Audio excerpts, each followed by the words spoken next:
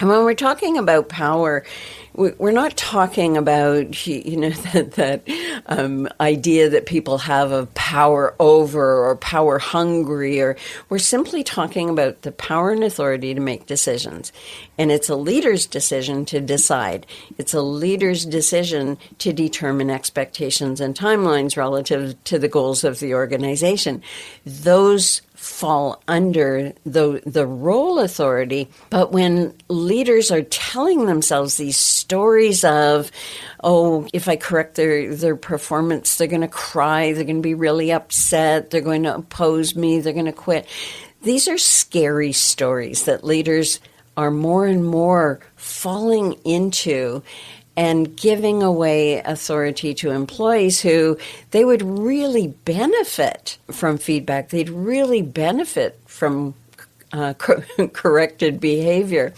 And a client of mine was saying in a training session, he was giving an example of how he wasn't given feedback. He was making the same mistake for 3 months, and he wasn't given feedback until his performance review.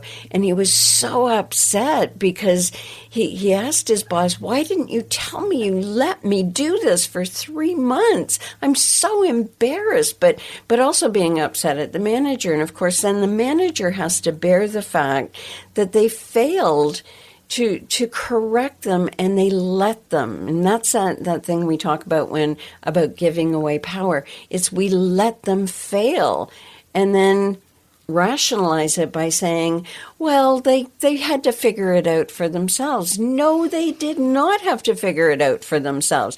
You could have helped them by leading them. And the permissive leader conceptually doesn't get that because they're actually looking to protect themselves, and they're being driven by their own agenda to be that good leader, to be all things to their people, so that they're approved of, really.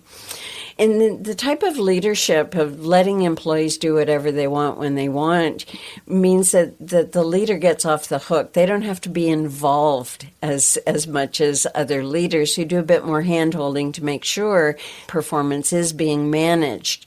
They come from that notion that they don't need to tell employees how to do their job. But the freedom that they give them means that ultimately they can never trust the employee, and they will always have to be there to compensate when a mistake is made, and mistakes are made as a result.